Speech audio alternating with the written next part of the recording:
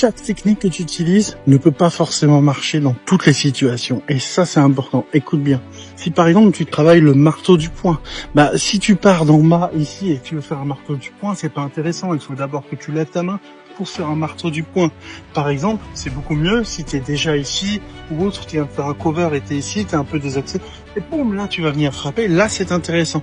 Donc finalement, c'est pas tant toi qui va décider de la technique que l'axe dans lequel tu es et la distance où tu es. Encore une fois, si j'ai les mains en bas ici, lever la main pour pouvoir donner un coup, ça va pas être efficace. Alors que je peux monter directement les mains, par exemple, pour mettre une paume au visage.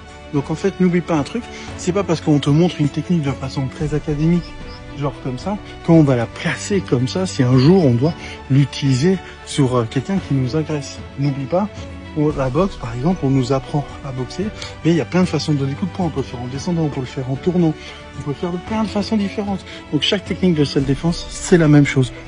Suivant l'utilité, suivant l'axe par rapport à l'adversaire, la hauteur, la situation, tout est différent.